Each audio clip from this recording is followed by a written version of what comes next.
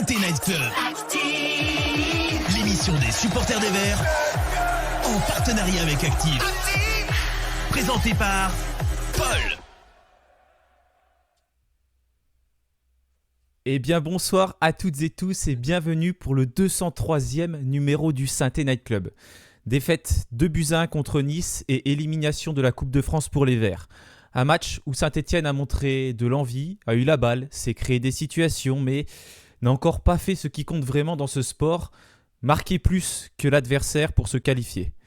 Et c'est là qu'une phrase de Camus prend tout son sens. Tout ce que je sais de plus sûr à propos de la moralité et des obligations des hommes, c'est au football que je le dois. Parce que le football, c'est ça, il te rappelle que tu ne peux pas tricher avec le résultat, tu peux avoir la possession, les intentions, les statistiques, bref. Mais si tu ne concrétises pas, tu perds. Le terrain te juge pour ce que tu fais, pas pour ce que tu voulais faire. C'était exactement ce qui est arrivé à l'AS Saint-Étienne. On a sans doute mieux joué que Nice par séquence, mais Nice a été plus lucide, plus juste et plus décisif. Et au final, la morale du football est tombée. Tu sors de la Coupe de France et tu t'inclines. Ce soir, on analyse cette élimination, les choix, les erreurs et ce qu'il faut peut-être changer en 2026 pour que ce club se transforme enfin et transforme surtout le jeu en victoire. Et pour cela, je suis en compagnie de Joss Randall, notre cow-boy. Bonsoir Joss, comment vas-tu ? Bonsoir, mais je vais bien, merci. Une Saint-Étienne Night Club qui commence par une citation de Camus par fort. Et bonsoir à tous, bonsoir Béranger aussi, qui sont là avec nous.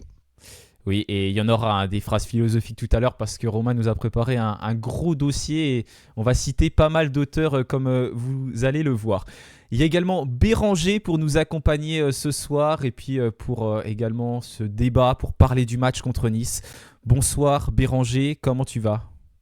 Salut à tous, bah écoute ça va très bien. Alors figure-toi que j'allais démarrer également en parlant de Camus, mais vu que Joss en a parlé avant moi, bah écoute, je vais lui laisser la primeur de tout ça. Et non, je suis très heureux d'être avec vous ce soir pour parler de ce match entre Nice et nos Verts. Exactement, j'en profite pour vous saluer toutes et tous dans le chat ce soir et puis pour vous accompagner, il y aura Quentin qui va donc faire remonter tous vos messages. On va bien évidemment les lire et en parler dans ce Saint-Étienne Night Club. Bonsoir Quentin, comment vas-tu ? Bonsoir Paul, bonsoir Joss, bonsoir Béranger. Bah écoute, ça va bien. Hâte de pouvoir lire ce qu'il y aura sur le chat au moment du petit débat prévu par Romain. Exactement, et tout au long de ce Saint-Étienne Night Club, n'hésitez pas à commenter, c'est le dernier Saint-Étienne Night Club de cette année 2025, ça y est, la première partie de la saison est terminée, on en a déjà parlé la semaine dernière, et même la Coupe de France maintenant pour les Verts, mais on va y revenir tout de suite. On va débriefer cette rencontre face à Nice, ensuite on va donc aborder un dossier, on va parler du beau football ou du bon football, vous allez voir, et puis on parlera également du mercato qui va arriver très très vite. Allez, c'est parti, on va passer au débrief. Saint-Étienne Night Club, le débrief. Bon, l'AS Saint-Étienne a été sorti par l'OGC Nice, un Nice qui restait sur 9 défaites consécutives, toutes compétitions confondues. Cette équipe de Ligue 1 s'est donc imposée 2-1 face à l'AS Saint-Étienne. C'est notre 6e défaite depuis le début de la saison en 20 rencontres au total. Béranger, quel est ton sentiment en 2 mots assez rapidement après la rencontre qui s'est disputée hier ? En 2 mots, je vais dire des regrets. Des regrets tout simplement parce que quand on regarde le match, tu te dis encore une fois que tu joues bien, que tu as les occasions, que tu fais ce qu'il faut pour faire la différence. Et puis comme toujours, ton déséquilibre défensif, tes erreurs défensives te ramènent à la réalité. Et la réalité cette saison, c'est que on a une belle équipe à voir jouer, on a des occasions, offensivement c'est sympa, mais on se tue défensivement et il va vite falloir résoudre ça parce que avec une vraie défense sûrement qu'il y avait moyen de passer hier, malheureusement. Donc beaucoup de regrets, beaucoup de frustration. De ton côté, Joss, tu partages ce sentiment ? Tu as aussi beaucoup de regrets après cette rencontre ? Oui, moi, je partage évidemment à 100% ce que vient de dire Béranger. Après, c'est plus ou moins que d'habitude, j'en viens que ce match, c'est une bonne vitrine de ce qu'on fait depuis le début de saison, en tout cas depuis la deuxième moitié de la saison. Voilà, tout a été résumé. Effectivement, on a le sentiment que ce match, la SS pouvait presque le gagner. C'était mieux en plus que les derniers matchs, j'ai trouvé, notamment en termes d'intensité. On a le ballon, encore 64%, je crois. On se crée des choses offensivement, même si je pense qu'on devrait se créer plus d'occasions par rapport à la position qu'on a.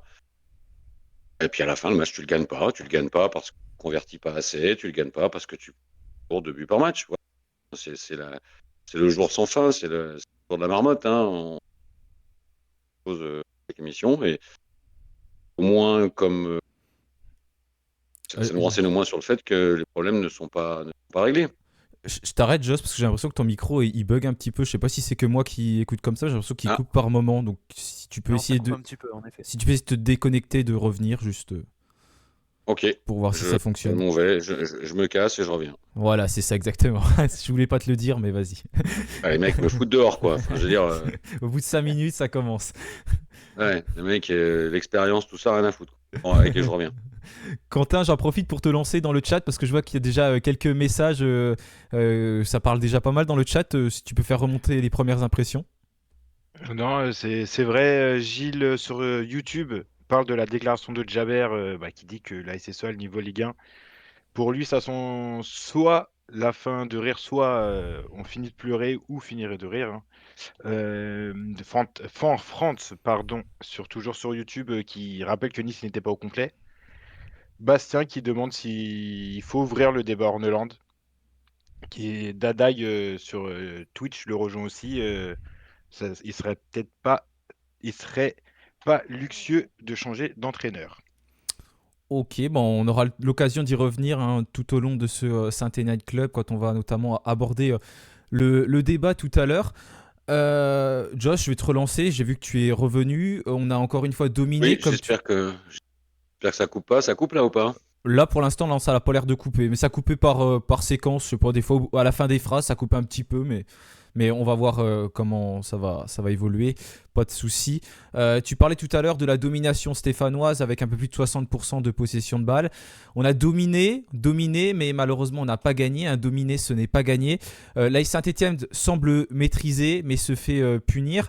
Pour toi, Joss, c'est la faute à quoi? Est-ce que c'est la faute plutôt à une défense qui serait passive, un problème dans le système de jeu avec des déséquilibres? Pourquoi c'est récurrent selon toi? Alors déjà, moi, je fais une vraie différence entre dominer et posséder. On possède, c'est pas forcément dire qu'on domine. Ça a été plutôt le cas dans ce match-là. Ça n'a pas été toujours le cas dans d'autres matchs où on avait pourtant les mêmes pourcentages de possession. Possession, là, elle a été un petit peu moins stérile dans le sens où j'ai trouvé qu'on a quand même vu des choses en termes d'animation offensive.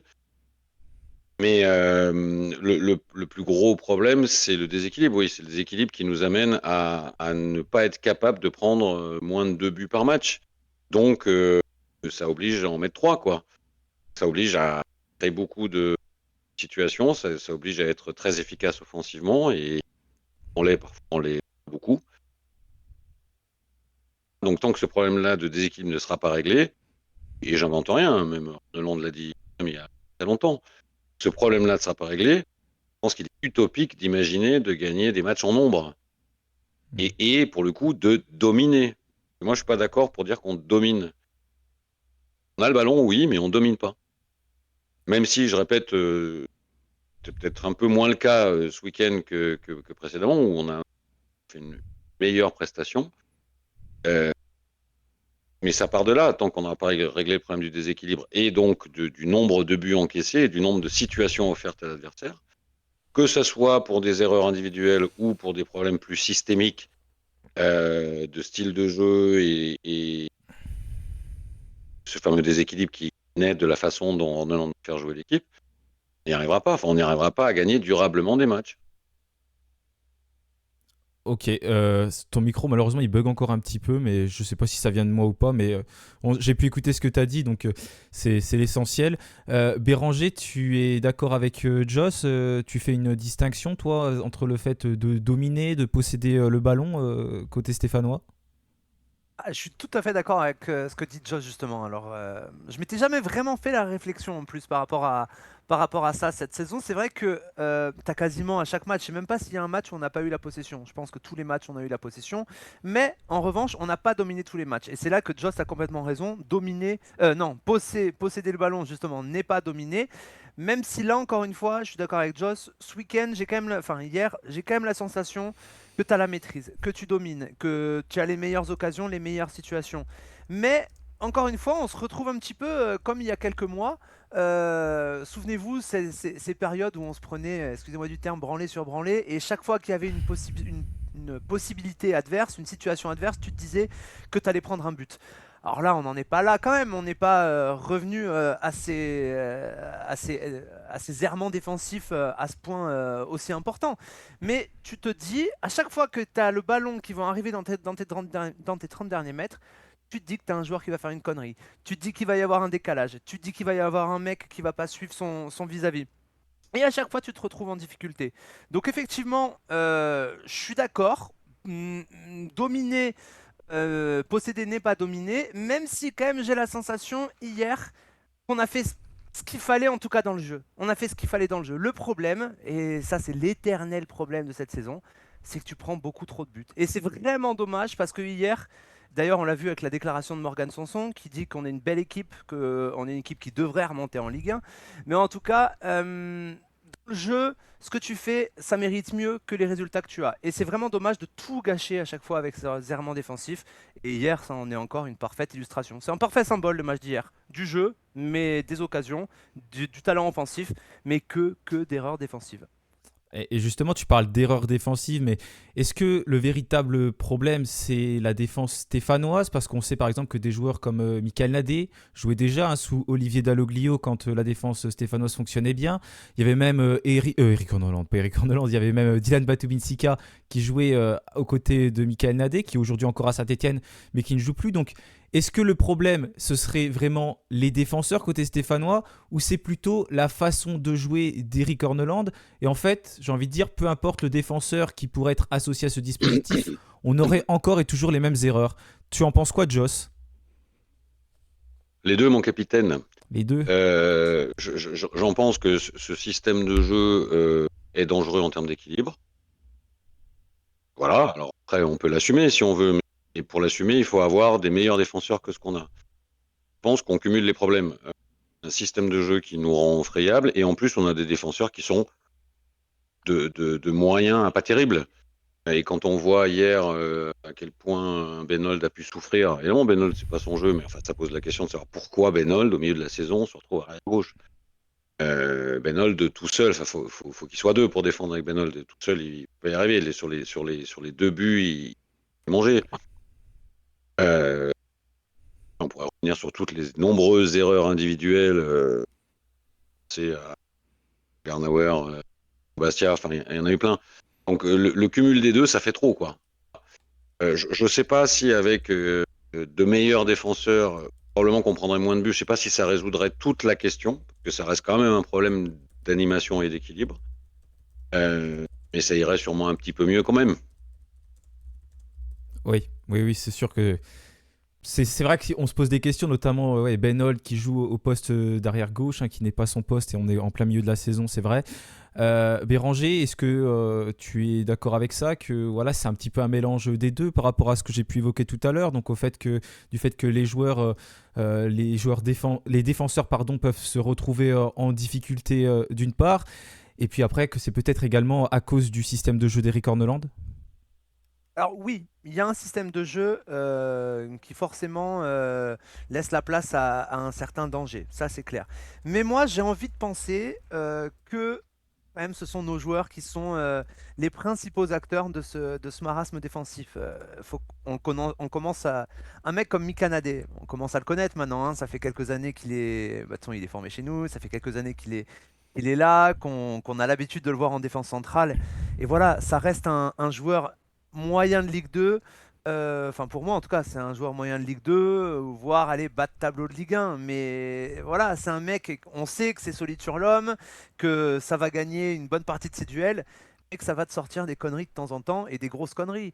Voilà, donc nos deux latéraux, on a vu depuis le début de saison que c'est pas non plus sans danger. Max Bernauer, alors qualité technique en termes de passe, c'est exceptionnel, mais après voilà, ça fait encore comme Mikanade, comme son acolyte, ça fait des conneries aussi.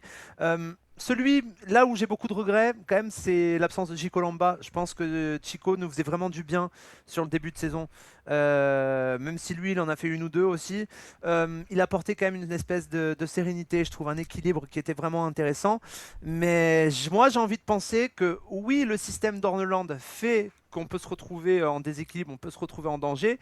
Mais je pense quand même que si tu avais des défenseurs un petit peu meilleurs, et on en a vu cette saison en Ligue 2 chez nos adversaires, je pense que tu serais quand même, allez, on va pas dire un peu plus, beaucoup plus solide, mais au moins un petit peu plus solide. Donc j'ai envie de penser quand même que ce sont nos joueurs qui sont les principaux acteurs, les principaux responsables en tout cas de cette fébrilité.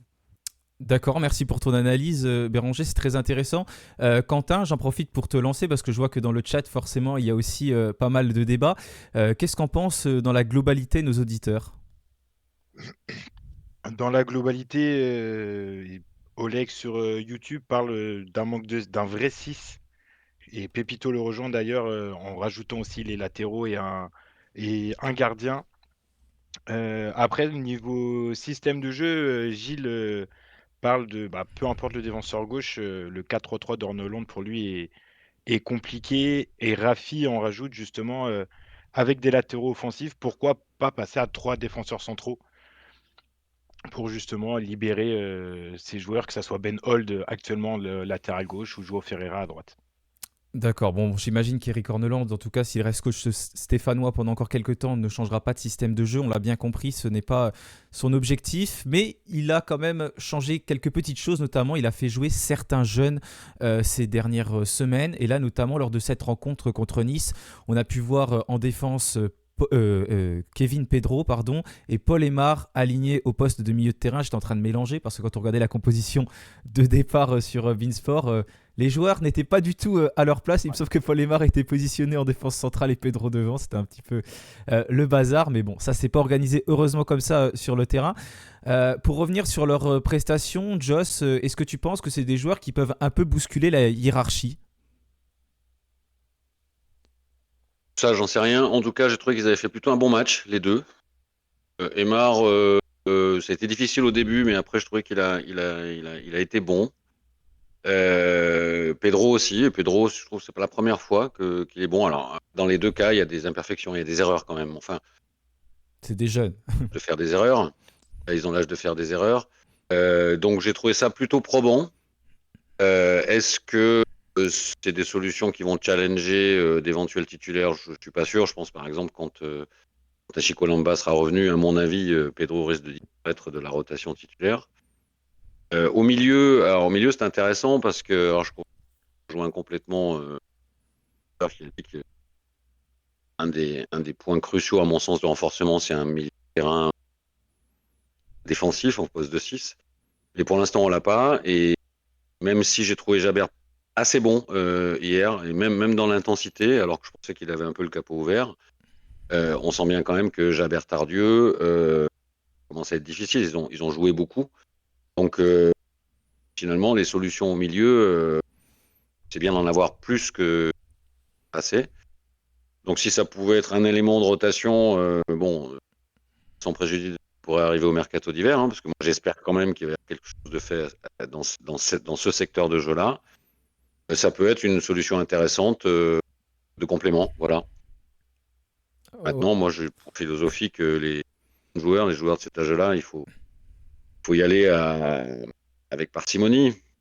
Pas un joueur italien, comme vous le savez, mais il faut y aller doucement, quoi. Ouais, ce sont des tout jeunes joueurs, ils ont même pas 20 ans, 17 ans pour Paul Aymar, je me souviens plus pour Kevin Pedro, donc une vingtaine d'années. On les a encore très peu vus sous les couleurs stéphanoises, forcément. Paul Aymar qui n'a pas encore signé d'ailleurs son contrat professionnel, ça devrait arriver assez rapidement.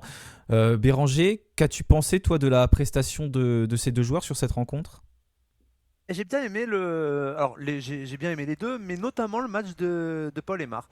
Franchement, 17 ans, Je trouve que c'est quand même très très intéressant quoi. Alors justement hier je me suis fait pendant quelques minutes une petite loupe personnelle, là, un petit focus sur le joueur et quand même il dégage une espèce de maturité, de personnalité déjà qui à 17 ans je trouve est assez, alors, je vais pas dire bluffant mais vraiment est intéressante. Euh, T'as Pedro, bon, ça fait quelques matchs maintenant qu'on le découvre. On a tout de suite vu que c'est un garçon qui a, là aussi, qui a des vraies qualités. Alors, comme dit Joss, hein, il y a des petites erreurs de temps en temps.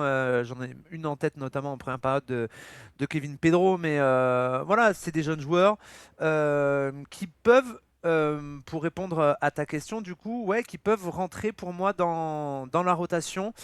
Et je pense notamment au petit Paul Aymar, parce que c'est vrai que quand Lamba va revenir, peut-être que sûrement même que Pedro aura sûrement un petit peu moins de temps de jeu, mais le petit Aymar à son poste, c'est un profil en plus qu'on n'a pas forcément dans le groupe. Quand tu vois à quel point Tardieu est l'ombre de lui-même là depuis un ou deux matchs, ça peut vraiment être intéressant. En tout cas, pour son âge, j'y trouve une personnalité, j'y trouve des choses qui sont vraiment prometteuses au petit Aymar.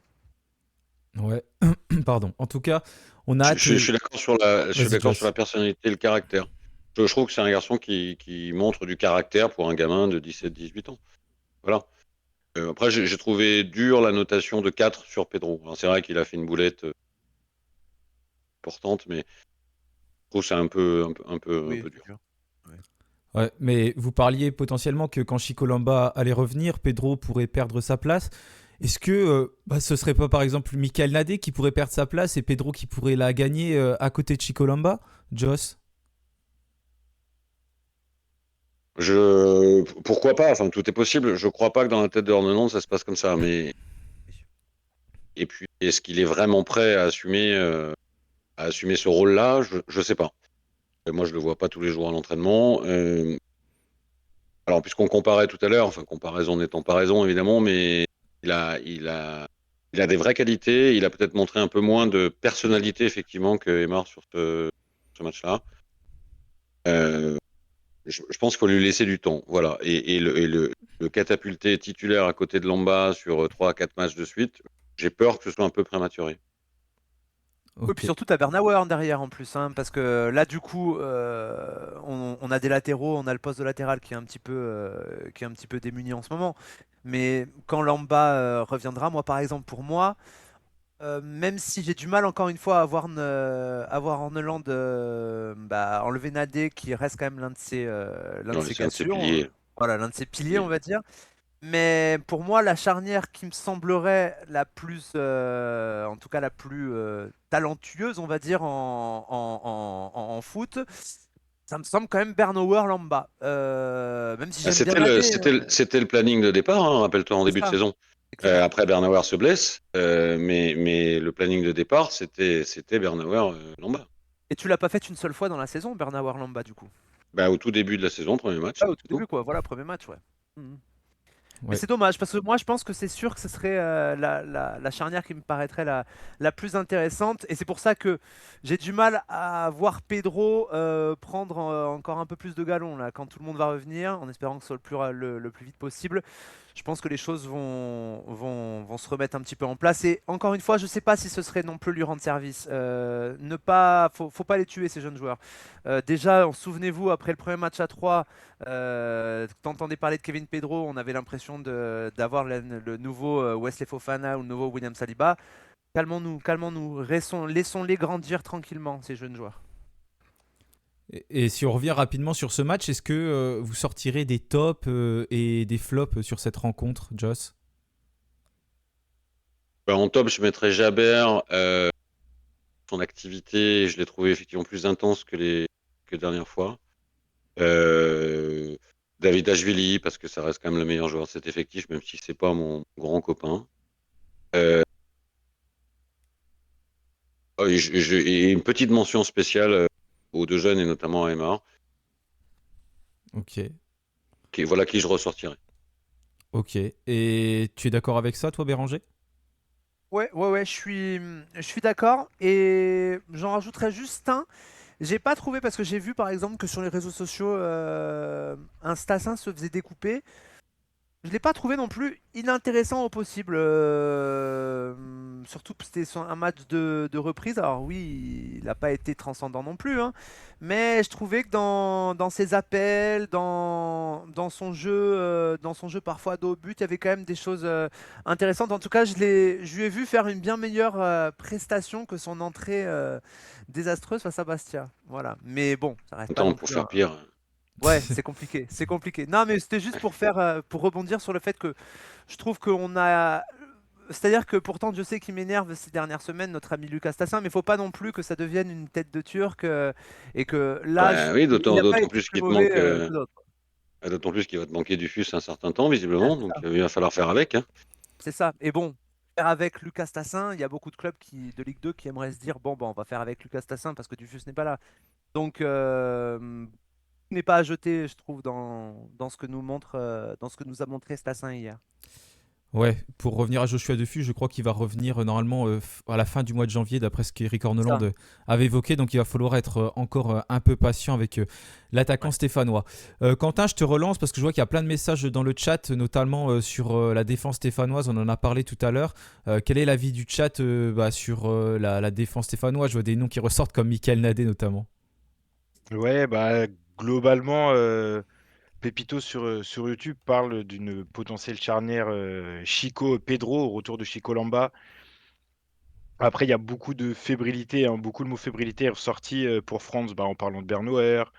J'ai pas la ref qui parle aussi de Nadé, mais ça reste un cadre, donc compliqué de sortir du 11. Noli sur Twitch parle d'un gardien aussi qui doit Ah. rassurer sa charnière, parce que c'est pas forcément un débat qui est beaucoup ouvert, on va dire ça comme ça. Après, le niveau top, beaucoup vont parler de Jaber, hein, très gros match de Jaber. Et aussi Aymar. Patrice est d'accord avec Joss et Béranger pour parler de Paul Aymar qui a fait un bon match. Et pour revenir à Stassin, Philippe sur YouTube trouve que Stassin est actuellement un zombie. Je sais pas ce qu'en pensent nos chroniqueurs. Ouais, bah justement, on va pouvoir en parler dans la question suivante parce que tu as parlé de Jaber aussi.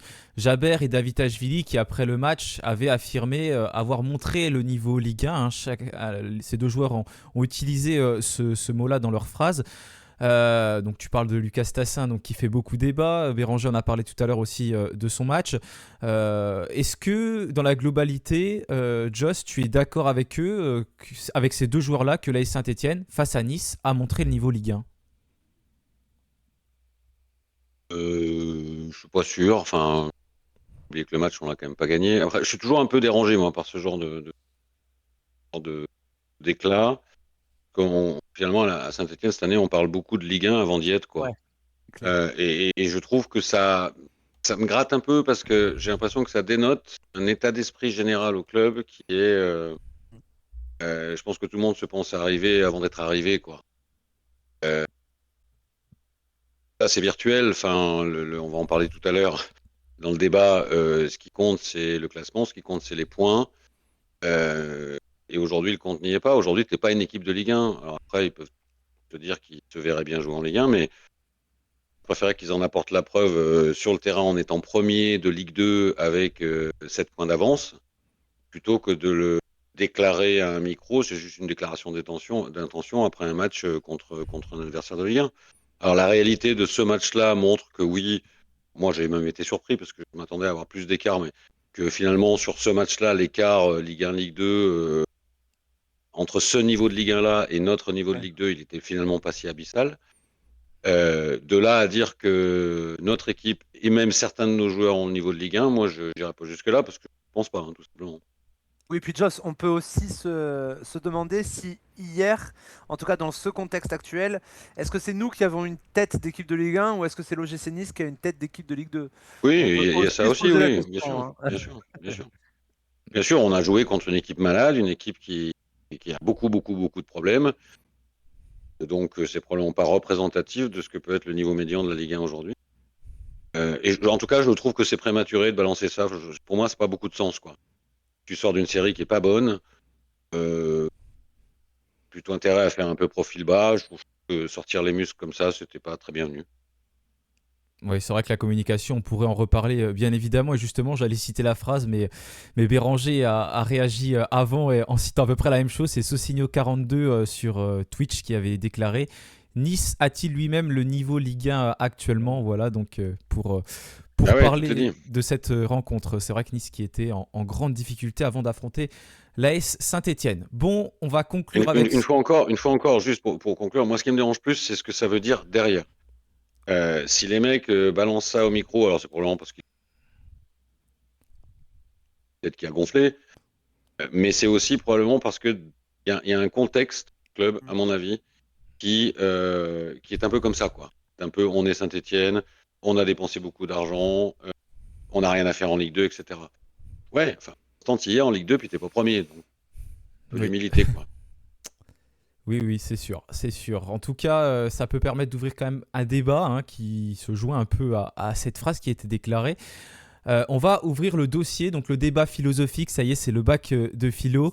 On va parler du beau et du bon à la SSE. Le beau, qu'est-ce que c'est? Le beau jeu. Le beau jeu, donc c'est le jeu qu'on aime voir quand on regarde à la télé, par exemple, ou quand on regarde dans les tribunes. C'est ce qui fait que le match peut passer très vite, qu'il est très agréable à voir jouer. Mais il y a des dangers, c'est que tu peux te prendre un contre et puis il faut accepter de perdre certains matchs et d'en gagner d'autres bien sûr, mais tu peux en perdre. À côté de ça, il peut y avoir le bon jeu. Le bon jeu, c'est plutôt le fait de ne pas forcément produire un jeu qui est attrayant, qui est super sympa à regarder, mais qui peut être terriblement efficace, par exemple avec une défense qui est très costaude et puis une équipe qui va réussir à marquer, être clinique devant le but et à remporter ses matchs par exemple sur le score de 1-0. Voilà, c'est un grand débat et on va essayer de le lancer aujourd'hui avec le jeu stéphanois parce qu'on sait que depuis que Horneland est arrivé, l'objectif, c'est l'objectif de Kilmer semble-t-il, c'est de produire du beau jeu. Mais en football, est-ce qu'au final on ne retient pas plutôt le résultat que le jeu que l'on peut voir sur le terrain? Là justement, on va donc faire ce débat, ouvrir le grand 1 comme dans les disserts de philo. La SSE produit du jeu, domine souvent, mais perd. Est-ce bien joué si on perd? Je cite donc Platon qui a dit: il y a deux sortes d'art, l'une qui recherche le bien, l'autre qui ne cherche que le plaisir. En gros, le beau jeu ne peut être qu'une flatterie s'il ne mène à rien de bon, victoire, progression. Et Nietzsche qui a indiqué: l'art doit avant tout être utile à la vie. En gros, ce qui est beau mais inefficace est-il vain? Justement, on va lancer un premier débat. Donc, on a deux chroniqueurs qui vont défendre chacun une partie différente. Le jeu pour le jeu, est-ce du romantisme ou de l'inconscience sportive? Quel est ton avis sur la question, Joss? Bah, moi, je vais peut-être passer pour un méchant capitaliste froid de base, mais le foot de haut niveau, c'est d'abord de la compétition. La compétition, c'est gagner des matchs. Donc, on est tous d'accord, je pense, là, personne, il n'y a pas de sujet là-dessus. Si on me donne la possibilité de gagner beau, c'est-à-dire gagner dans la compétition en étant beau, je prends. Maintenant, s'il faut choisir entre gagner moche ou perdre beau, je prends gagner moche. Parce que ça c'est incontournable. Le foot de haut niveau, c'est de la compétition. Le but, c'est d'arriver en haut, d'arriver le premier. Deuxièmement, il y a pas mal de courants philosophiques footballistiques qui se sont développés autour du jeu. Et on a vu, y compris chez nous récemment, des gens qui, un peu comme Horneland, sont absolument certains qu'il y a une façon de jouer et qu'à partir du moment où on a fait un choix, il faut aller au bout de ses idées. C'est le fameux mourir avec ses idées. Je rappelle quand même que mourir avec ses idées, à la fin, c'est quand même mourir. Hein. Il ne faut pas l'oublier. Et puis, il y a un troisième aspect des choses, et là c'est là où je fais allusion à un côté plus capitaliste. Comme disait un grand philosophe aujourd'hui au Real Madrid, le foot, il a changé. Et aujourd'hui, malheureusement, ça devient même aussi une notion économique. C'est-à-dire que les recettes, certaines recettes s'assèchent. Aujourd'hui, on en développe d'autres pour les revenus externes, marketing, vitality, etc. Il n'empêche que plus qu'avant encore, des moyens de rester en vie économiquement en dehors de celui qui vise à avoir un actionnaire richissime, sauf que l'actionnaire qui remet de l'argent tout le temps, ça dure pas aussi longtemps que les impôts, ça en général, c'est de gagner les compètes, d'être en haut. Alors, projetons-nous un peu, puisque à la SS, tout le monde semble se voir déjà en Ligue 1. Hein. Imaginons qu'on soit en Ligue 1.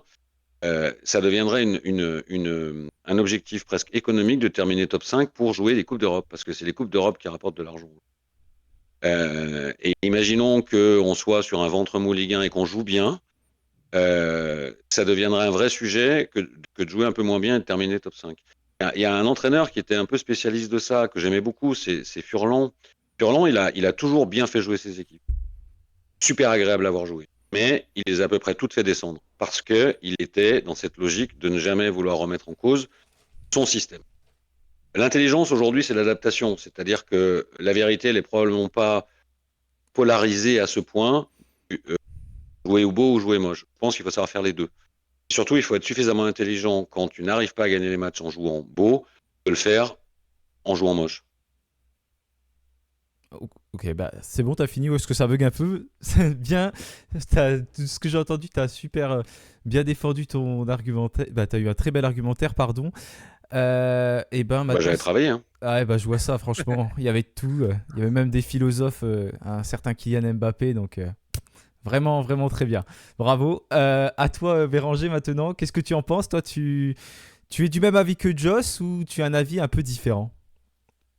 Non, alors j'entends tout ce qu'a dit Joss, franchement, je l'entends et je suis pas loin, je suis même très très proche de partager une grande partie de ce qu'il dit parce que au fond, au final, ce qui compte, c'est le résultat, c'est de marquer un but de plus que l'adversaire et c'est de gagner le plus de matchs possible dans une saison.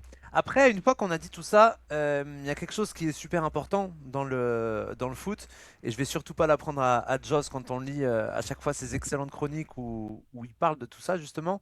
C'est l'émotion. Et l'émotion, c'est ce que tu vas recevoir de ton équipe, c'est ce que tu vas ressentir durant un match.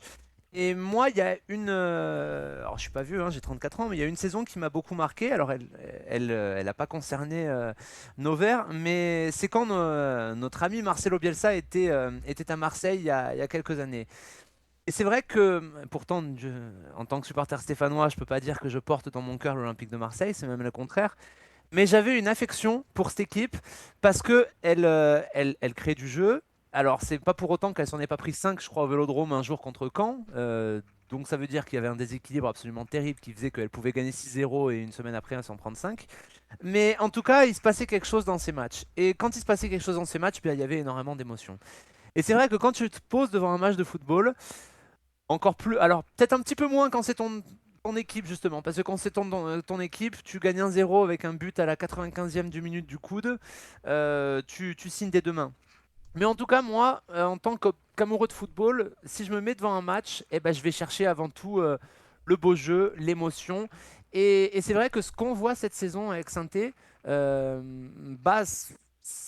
fait en tout cas Ornoland depuis qu'il est arrivé, j'ai tendance à dire que ça me plaît. Voilà, ça me plaît. Et pour vous donner un exemple, il y a 2 semaines, mon père a regardé le match contre Dunkerque et mon père habite en Polynésie française. Il n'avait pas vu un match des Verts depuis, je crois, 3 ans.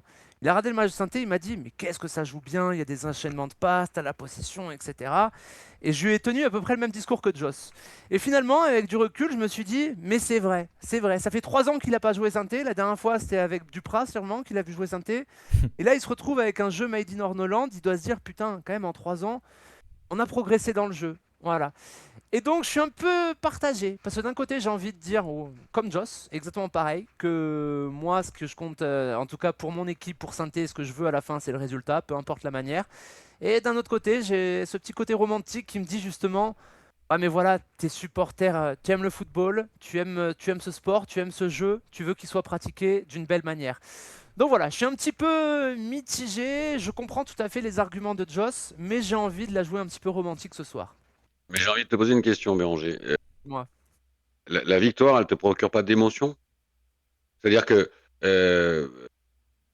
comparé, est-ce que tu auras plus d'émotion dans un match que tu as peut-être gagné un peu plus péniblement versus un match où tu auras effectivement eu des séquences et où tu vas finir avec un mauvais match nul ou une défaite parce que tu auras pris 2 buts à la con? Alors c'est pour ça que Tu, je tu, faisais. tu, tu mets où le curseur de l'émotion là? C'est ça la Non, mais question. je suis complètement d'accord avec toi et c'est pour ça que je faisais la distinction peut-être entre l'équipe le club que tu vas supporter justement, où là effectivement le côté émotion, le côté émotionnel, enfin le côté spectaculaire, pardon, beau jeu va peut-être être, enfin même être beaucoup moins important qu'un match lambda. Je suis d'accord avec toi, je vais pas mentir, je vais pas raconter des histoires. Demain entre faire 3 partout et marquer 1-0, gagner 1-0 à la 95e, je vais signer pour gagner 1-0 à la 95e. Mais au-delà de Saint-Étienne, au-delà de l'équipe que je supporte, si demain je me mets devant un match, un match lambda pour une équipe pour laquelle je n'ai pas d'affinité, ben, cet aspect de l'émotion, il va vraiment être super important et je trouve que ben, c'est terrible, mais dans le football actuel, tu en as beaucoup parlé, Joss, par rapport à tous les enjeux économiques, on a parfois tendance à oublier un petit peu ça.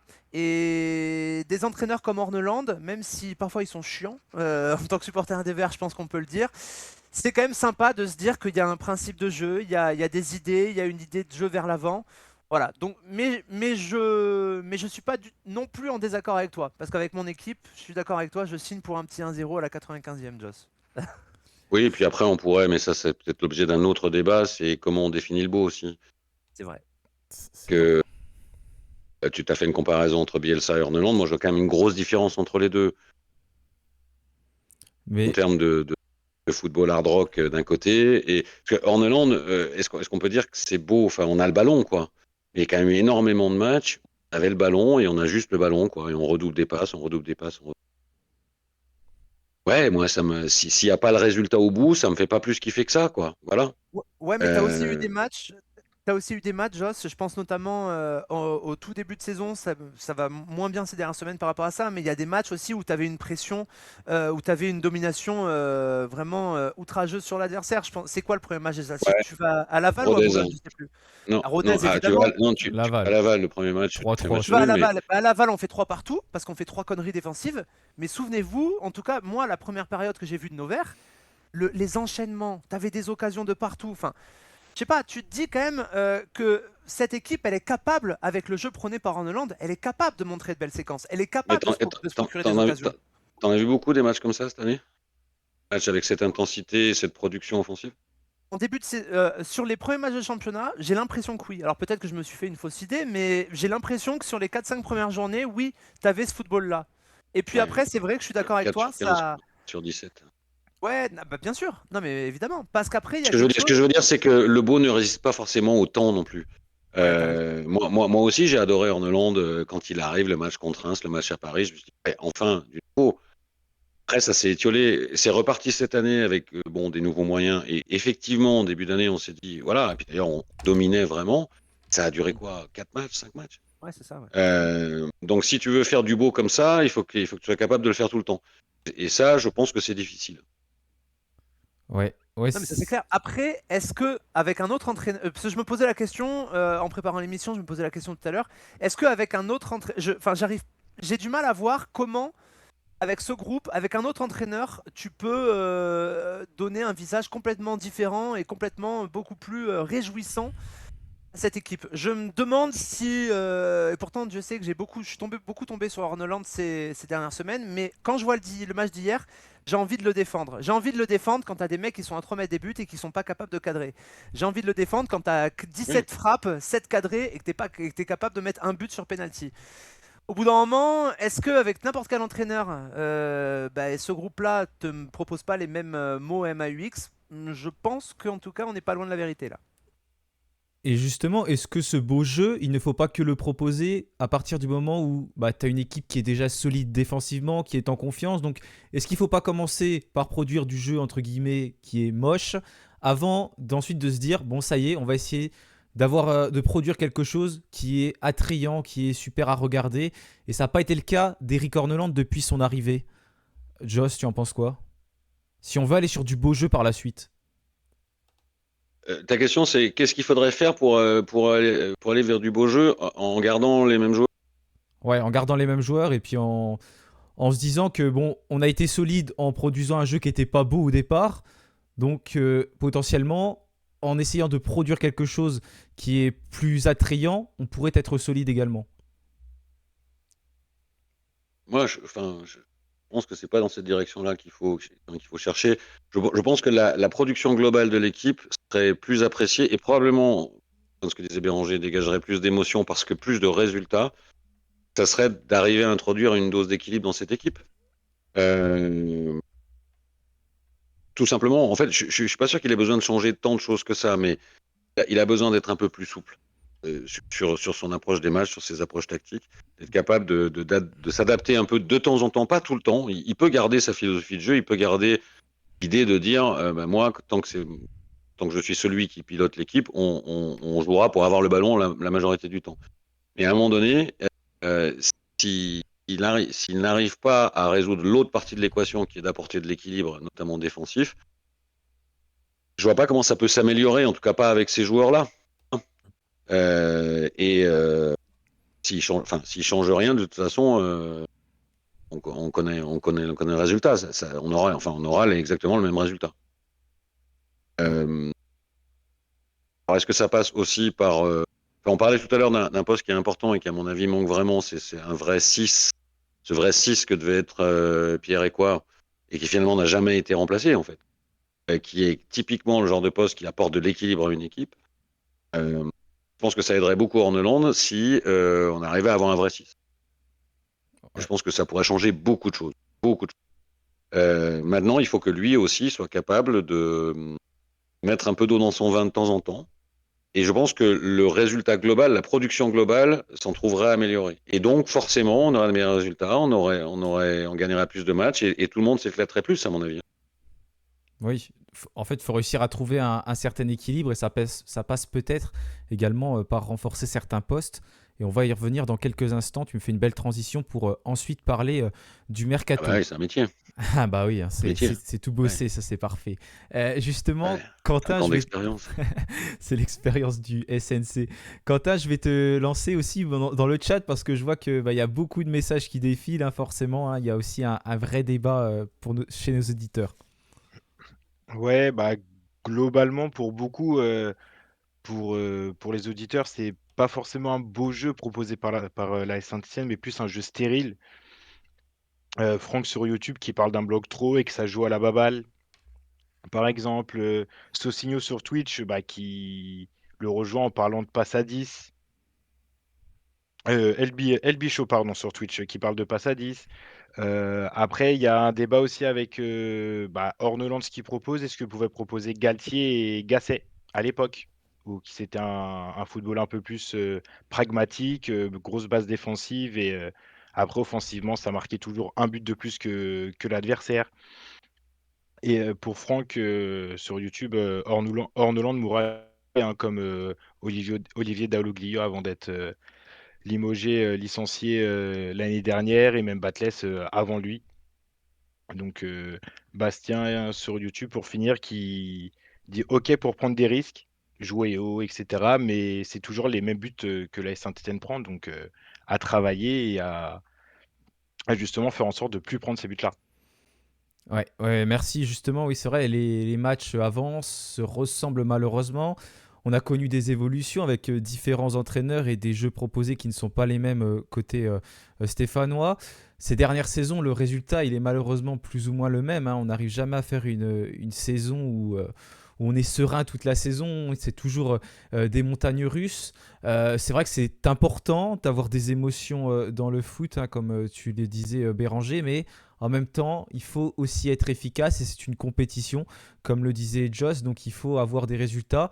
Donc au final, il faut peut-être réussir à trouver un compromis entre du beau football et un football qui est efficace.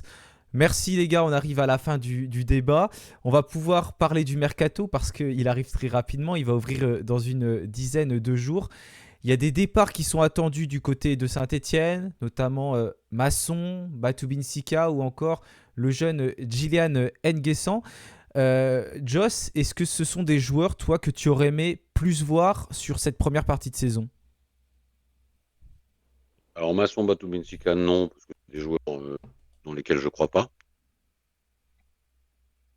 Nguessan, j'aurais bien aimé parce qu'on en parle tellement de ce joueur. Moi, je ne vais pas me faire que des amis, mais le peu de fois où je l'ai vu jouer en pro, je lui ai rien trouvé qui sort de l'ordinaire. Alors, j'ai un peu de mal à comprendre la hype Nguesson, là, conditions de contrat, etc. Enfin, le mec a 17 ans, pour l'instant, il a encore rien prouvé dans le football d'adulte. Donc voilà, j'aurais aimé le voir, mais d'abord, il est souvent blessé, Nguesson. Enfin, je veux dire, après, ça un peu sur un an, il est très souvent blessé. Et les fois où je l'ai vu, alors il a été soit pas employé au bon endroit, je me rappelle d'un match où Orneland l'avait fait jouer ailier gauche, soit employé au bon endroit, mais il m'a pas réellement convaincu. Donc voilà, moi je lis dans la presse que les clubs qui s'intéressent à lui, que l'APL en donnerait 8 millions. Je sais pas quoi penser de ce joueur parce que le peu que j'ai très peu vu et le peu que je l'ai vu, il m'a pas convaincu. Voilà. Pour ce qui est de la question de est-ce qu'il faut. Enfin, après, Bateau Mexica Masson, oui, ils sont sur le départ, mais ils étaient déjà sur le départ cet été, personne n'en a voulu. Hein. Donc, ils sont pas encore partis, hein, les garçons. Hein. Les recruteurs, ils sont comme nous, ils voient les matchs. Hein. Donc, moi, je suis pas sûr qu'on arrivera à les faire partir. Nguessan, a priori, il a l'air d'avoir une cote, donc lui, ça va plus être une question de décision entre lui, le club, ses agents et tout ça. Les deux autres, moi, je suis pas sûr qu'on les aura pas encore dans l'effectif janvier. Hein. Oui, oui, parce que c'est vrai que pendant tout le mercato estival, on a évoqué le nom de ces deux joueurs et au final, ils portent toujours le maillot vert, pas forcément avec l'effectif professionnel, avec la réserve notamment, mais c'est vrai que voilà, le mercato, il va durer un mois environ et il y a aussi une vraie possibilité qui reste à Saint-Etienne sur la seconde partie de saison. Est-ce qu'ensuite Eric Orneland déciderait potentiellement de les faire plus jouer s'ils sont encore là? On le verra, bien évidemment. Ce n'est que de la fiction pour l'instant. Béranger, toi, de ton côté, est-ce que tu aurais aimé plus voir ces trois joueurs là jouer et peut-être notamment Djilan Nguessan? Ah, je vais manquer d'originalité parce que je pense exactement la même chose que Joss. Alors sur les deux premiers cités, Masson et Batubinsika, bon bah je pense qu'on a fait le tour des deux joueurs. Alors, surtout Masson, parce qu'encore Batubinsika, bon j'oublie pas quand même qu'il a fait, il a été un pilier important, un joueur important de notre montée en Ligue 1 il y a 2 ans. Après le petit Masson, hein, depuis qu'il s'est fait ses croisés, je l'ai pas vu faire un bon match quoi. Hein, donc bon, c'est vraiment très compliqué. Et les dernières prestations qu'on l'a vu faire, je sais même pas si ça à le niveau national, sincèrement. Donc bon courage au club pour leur trouver des portes de sortie. Et quant au petit Nguessan, c'est exactement ce que j'avais dit. Les mots qu'a prononcé Joss sont exactement les mêmes que ceux que j'avais prononcés il y a la première fois que j'avais fait le SNC après le dernier tour qu'on avait passé face à nos amis voisins lors du dernier tour de Coupe de France, quoi. Chaque fois que je l'ai vu jouer, je, l- je comprends pas la hype qu'il y a autour de lui. Alors, il a 17 ans, il a sûrement beaucoup de qualités. Peut-être qu'il va exploser plus tard, dans 2 ans, peut-être qu'il sera au port de l'équipe de France. On ne sait pas, j'en sais rien. Mais moi, sur la dizaine ou la quinzaine de matchs que je l'ai vu faire, franchement, je vois rien qui m'a sauté aux yeux. C'est terrible, mais le match du petit Paul Aymar hier m'a montré, je pense, plus de certitude sur un potentiel à développer que Gillian Guessant. Alors pour lui, j'espère me tromper, mais j'ai du mal, j'ai du mal à voir. Et si demain un club nous offre, je vois des offres à 8, 10, 12, nous offre une dizaine de millions, bah, j'ai envie de dire allons-y, hein, allons-y. Voilà. Alors et peut-être qu'on s'en mordra les doigts dans quelques mois, mais pour l'instant, sur ce que je lui vois faire, pour moi, ces trois joueurs, s'ils quittent la Saint-Etienne, ce sera pas une terrible nouvelle pour nos Verts. Est-ce qu'on s'en mord les doigts avec Amougou? Je suis pas sûr. Ouais. Aujourd'hui. Et puis moi, ça me rappelle ce que disait Michael Jordan quand il parlait d'une discussion à une certaine époque de la NBA. Mais on retrouve aujourd'hui dans le foot, parce que tout ça, finalement, c'est pas seulement Nguessan, c'est l'évolution récente du foot. Avant, on misait sur des qualités d'un joueur. Aujourd'hui, on mise sur ce potentiel, en fait.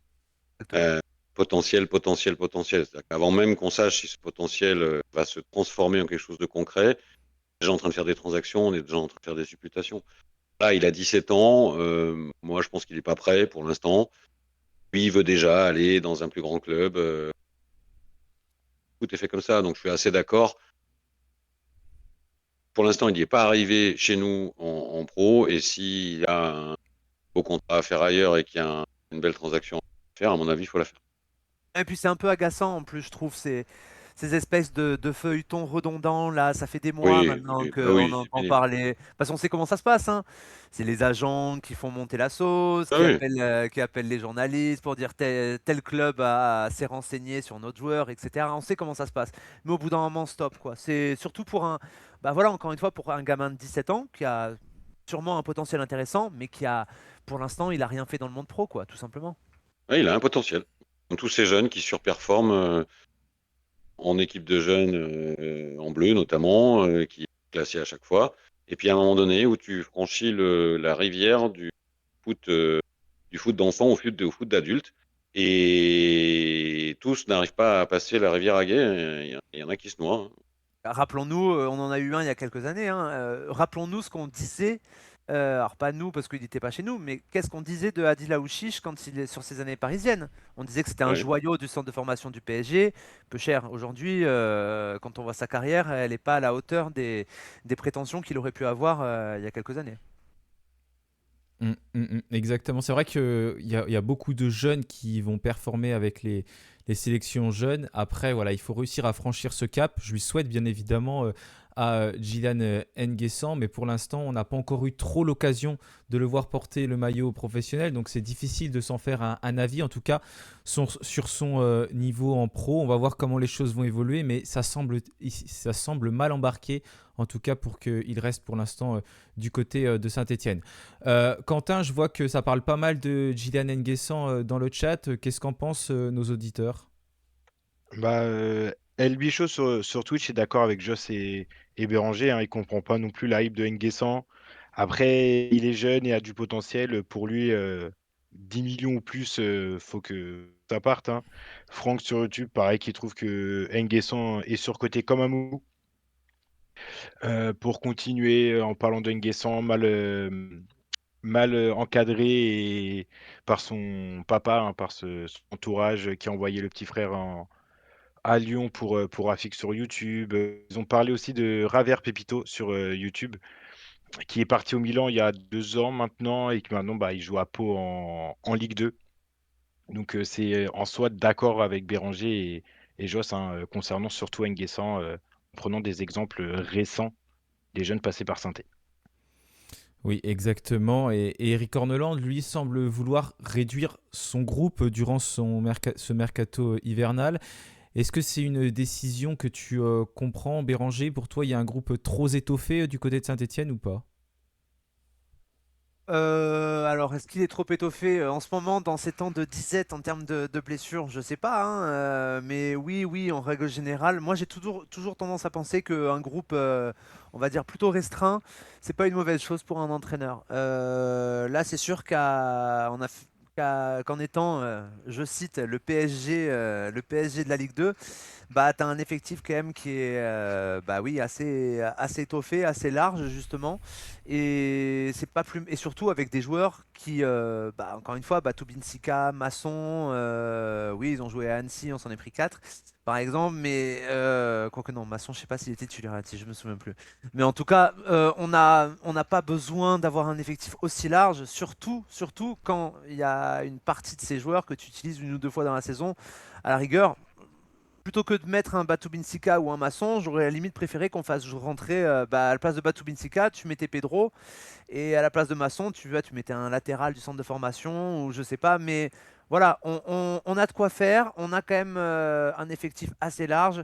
Si on perd 3-4 joueurs pour avoir un effectif un peu plus restreint comme le veut Horneland, ça sera pas de trop pour moi.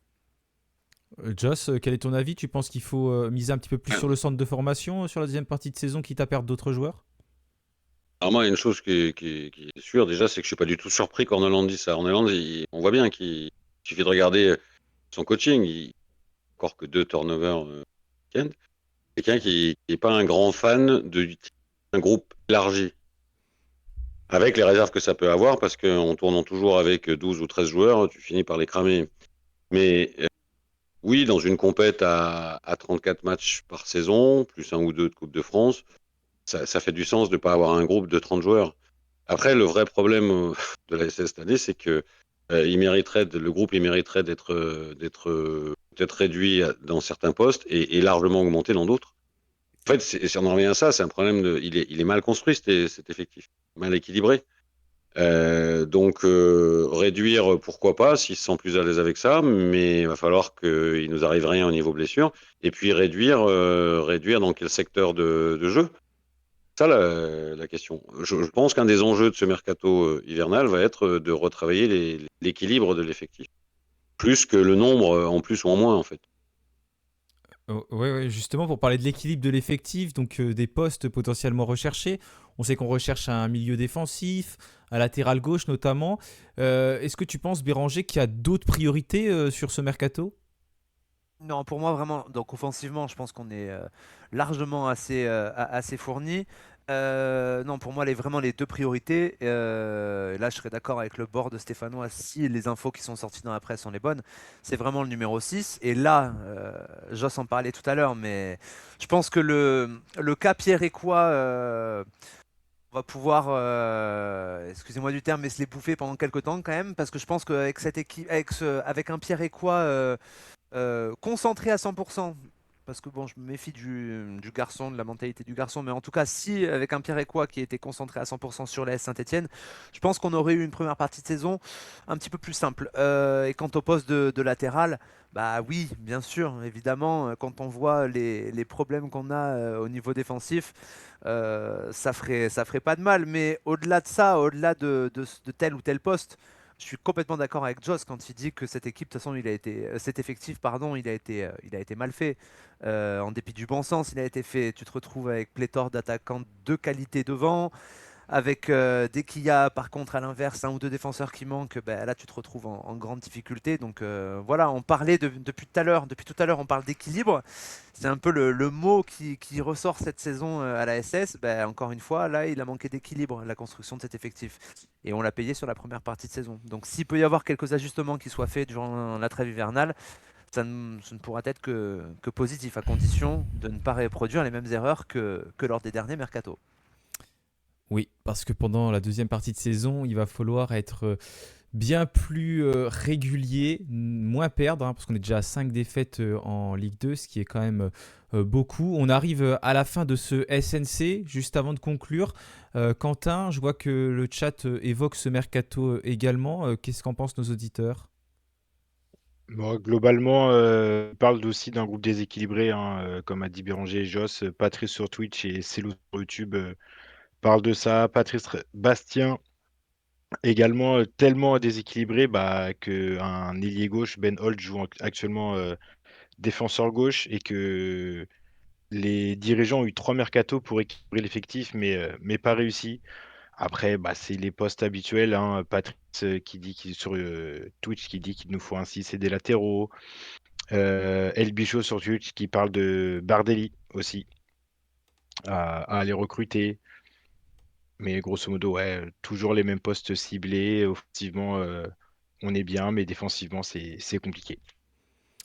D'accord, très bien, merci. Bon, on aura l'occasion de reparler de ce mercato lors du prochain SNC. Merci à vous tous pour votre fidélité sur le chat. Merci à vous tous qui vont également regarder la rediffusion. Merci à vous, Quentin, Joss et Béranger. Et toute l'équipe vous souhaite bien sûr de très belles fêtes de fin d'année. Profitez-en bien avant qu'on se retrouve toutes et tous pour cette nouvelle année 2026 et en espérant qu'elle soit heureuse déjà pour vous et également heureuse bien sûr pour notre club, l'AS Saint-Etienne.